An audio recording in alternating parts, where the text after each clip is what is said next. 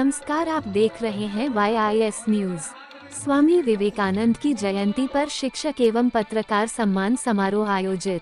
मुरादाबाद में रविवार को दिल्ली रोड स्थित क्लासिक बैंकेट हॉल में अंतर्राष्ट्रीय हिंदू परिषद, राष्ट्रीय छात्र परिषद महानगर के द्वारा स्वामी विवेकानंद जी की 162वीं जयंती के अवसर पर शिक्षक एवं पत्रकार सम्मान समारोह का आयोजन किया गया।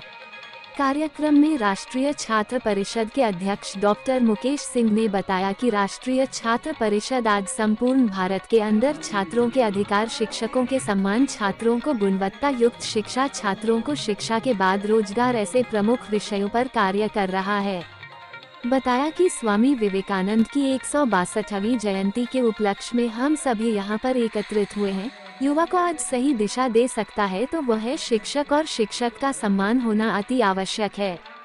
इसलिए शिक्षक का शिक्षार्थी के जीवन में बहुत बड़ा महत्व है। ऐसे शिक्षकों का सम्मान युवा दिवस पर आज राष्ट्रीय छात्र परिषद के द्वारा किया गया और इसके बाद संपूर्ण समाज को सही दिशा देने के लिए समाज में चौथा स्तंभ कहलाया जाने वाला पत्रकार, उसका सम्मान होना भी अति आवश्यक है, क्योंकि उसकी कलम संपूर्ण समाज में जागृति लाती है। इसलिए शिक्षकों के साथ साथ पत्रकार बंधुओं का भी सम्मान किया गया।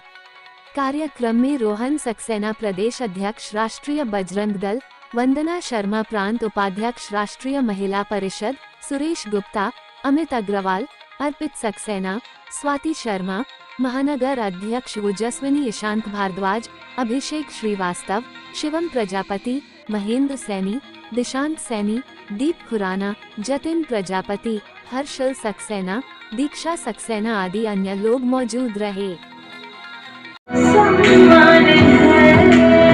उसके नन्हे नन्हे कदम जिस एक अभिशाप है।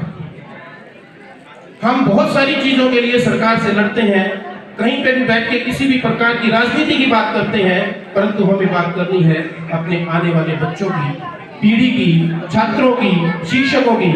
जब मैं शिक्षकों की तरफ देखता हूँ, क्योंकि 25 साल से इस जगत में हूँ।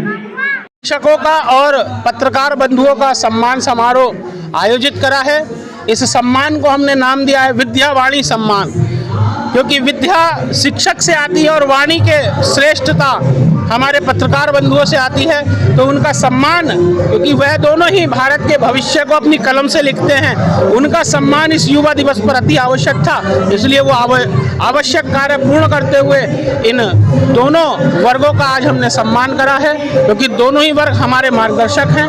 और मार्गदर्शक का सम्मान करना हर उस बालक और हर उस बच्चे के लिए, हर उस जिसने प्रेरणा ली है, इन सबसे उनके लिए महत्व का विषय है। आज अपनी रजनी बहन ठकुराल राष्ट्रीय अध्यक्ष ओजस्विनी और मुकेश जी अपने राष्ट्रीय अध्यक्ष राष्ट्रीय छात्र परिषद, ऐसे दो मुख्य अतिथि, मुख्य वक्ता हमारे बीच में उपस्थित हुए हैं।